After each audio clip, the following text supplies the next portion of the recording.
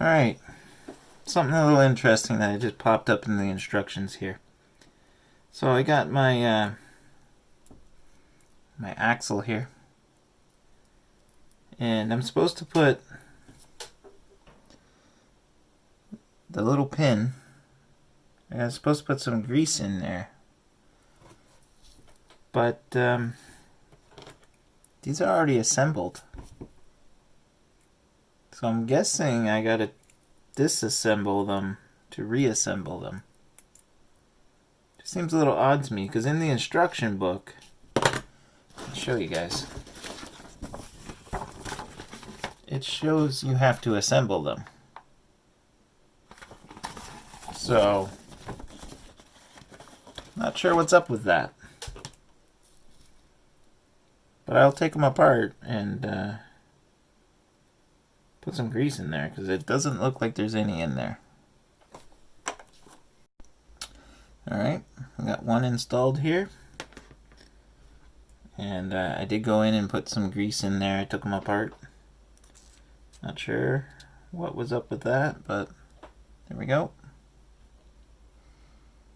Okay, moving on. Alright, we get to put our hexes on for the wheels.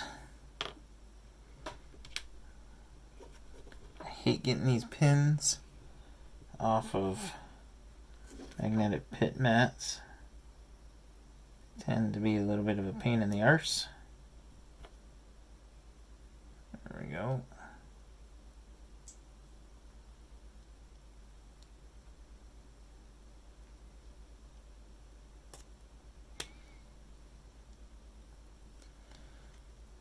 Line this up.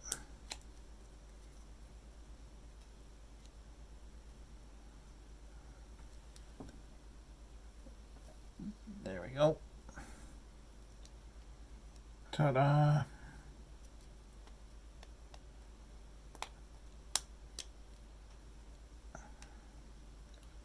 There. I'll do the same on the other side.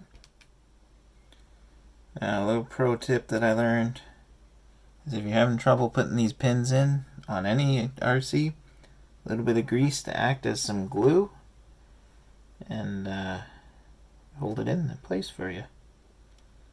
But that wasn't so bad. Well, that was easy. Turnbuckle time. Well, wait, I'm getting ahead of myself. Stop rushing, Jake. Stop rushing. Let's get these mounted into the chassis. Interesting that these pins hold the rear hub assembly in place. Guess I'm just used to the slash that actually uses screws. But that's okay. We can I can see how this works. Alright. I'm going to slide this in. Okay. That slides in like so, and then we take our pin. We just slide the two together like this. And then we take our tiny 24th scale screws, just for you, Sean. And those hold in the pins we just put in. Alright, so we got our car propped up on the stand here. I went and put all the turnbuckles in. We got the arms on. You can see. Alright, I built the shocks off camera. Figure you guys didn't want to really watch me build shocks. There are a bazillion of videos out there. These are, I believe, aluminum bodied shocks. And it looks like they got the hardened plastic. I don't know if the RTR comes with this. I'm going to have to look into that, but I do believe these are upgraded. I know these are the hardened plastic bits. My Enduro Element RC was nice enough to send all the hardened upgrade parts, so I recognized the hardened plastic over the regular plastic. So like Don't know if you can tell on camera. The base here is like a darker black. That's like the regular plastic, and this gray is the hardened plastic. So I went ahead and put the shocks together. I got the spacers in based on the instructions. So single spacer, I believe this is, I forget the size, sorry. Single spacers for the front, and dual spacers for the rear. I will fiddle around with the spacing and the stiffness, obviously, for the shocks as time goes on, and tuning it. Now, as of I'm recording this right now, it is Thursday night. Actually, no, pardon me. Friday morning. It's after midnight. So, I really got a lot to do to get this car up and running for Saturday. The race starts at 7 p.m. So I do have a little bit of time on Saturday if need be, but testing and tuning might be interesting. So I'm gonna stop yapping and get these shocks mounted in here. So it's starting to look like something. Got the first shock going in on the front here.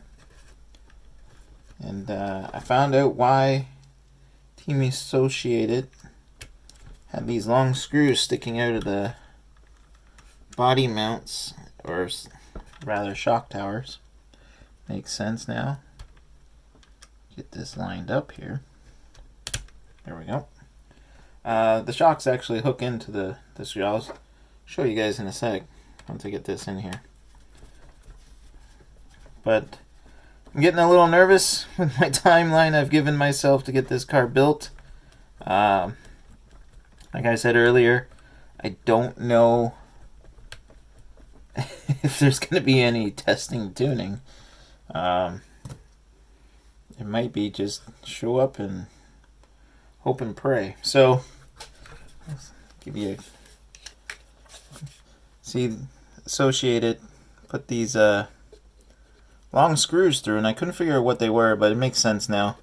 That's where the shock actually goes into, right there, and mounts up. So they give out these little, show it on camera here, plastic ball cuffs, or what's the actual name they call these things? Shock bushings. Shock bushings. Every company seems to have a different name for certain parts, but yeah, so these pop in like so into the top of the shock, and then they give you these little nuts to put on the back, like so. Where's my little tire wrench? There we go. Might help if I use the right side. So that's how they did it. Seems all right. Seems to do the job. All right. Okay. One in. Moving on to the other one. Okay. Other one. So plastic bit. Let's try that again. It's going to slide on the screw. Take our shock and slide it right in like so. That's what she said. And then we take our nut and we're going to slide it. Shouldn't say slide it. We're going to screw it in here. So, excited, nervous.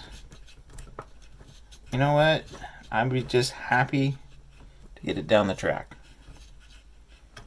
And if not, well, I tried.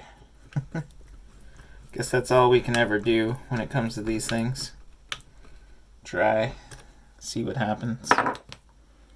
Alright, let's attach the bottom here.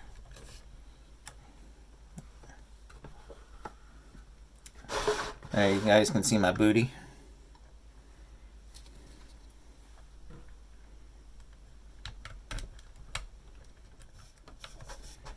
I'm hoping to have this wrapped up tonight, or very close, at least a roller. I do have the electronics, I did mention in an earlier video. I have decided to keep the gearing a secret. I gotta keep something under wraps. I've been informed that you shouldn't share your gearing and motor secrets when it comes to no prep drag racing, so I'm gonna keep it secret. The main reason is I don't actually know what gearing is going in this car. That I'll be honest, that's the real reason behind it. All right, moving on to the back shocks. So back shocks pretty much the exact same as the front. The preload's a little different, obviously. That's where all the power is going to be. What I am kind of curious is, am I going to be able to lift the front end up on this and do a wheelie? I'm predicting that I'll most likely end up on my lid before that happens. Alright, I'm going to hop over and do the other side here, and then I'll do the bottoms.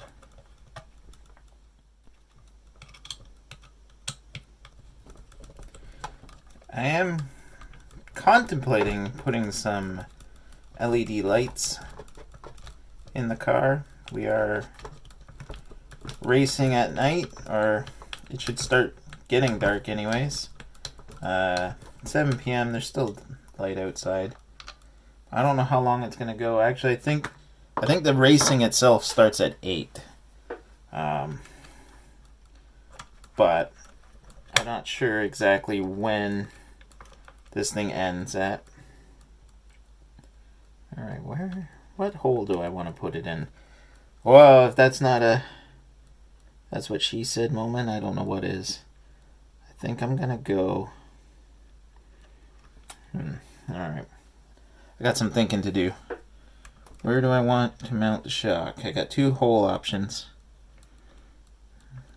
Alright. I'm gonna think about this one. Alright. Shocks are on. Here we go. I think we are ready. Oh, no, not quite. I'm looking at getting too far ahead again. We got to build the anti-roll bar. Right on, right on. Alright. Bag number 11, folks. I think we're getting down to the end. I believe there's only like 16 bags. Correction, 14 bags. We're on bag 11. So that's how close we are. I think we're going to make this, which is going to be freaking awesome. So, anti-roll bar, eh? I've never built a car with an anti-roll bar. So,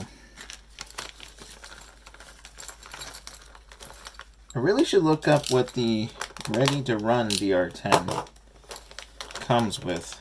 So I don't really know what's the difference in the chassis, if any.